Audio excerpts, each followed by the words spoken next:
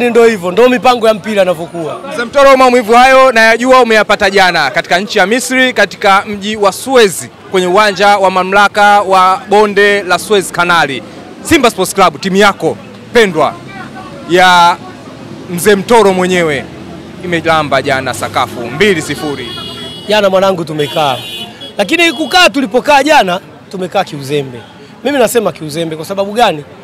Kwa sababu wachezaji walionekana kabisa kwamba wale jamaa tunaweza tukawawini muda wowote. Umeona? Isipokuwa wachezaji wetu hawakuwa na maamuzi yale ya pamoja. Walikuwa na maamuzi ya ubinafsi. Kila mmoja alikuwa anasimama upande wake.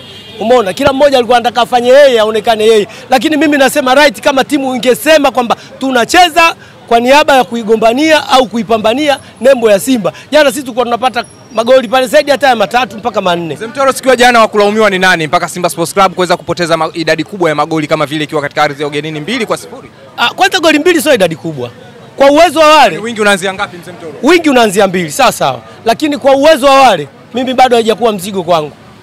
Kama wachezaji watakuja hapa Taifa, wataamua kujitoa, sawa, na benchi la ufundi likawakumbusha tena, jamaa tulichocheza vile sio tulivyotucheze hapa. Hapa tunabadilisha mfumo kwamba aliyekuwa kwenye nafasi amwachie mwenzie afunge.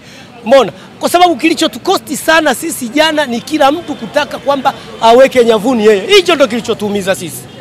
Kwa sababu mifano imeonekana. Ukianzia kwa Teba, ukianza kwa ukija kwa Kibu Dennis, ukija kwa Chazi Aua, umeona?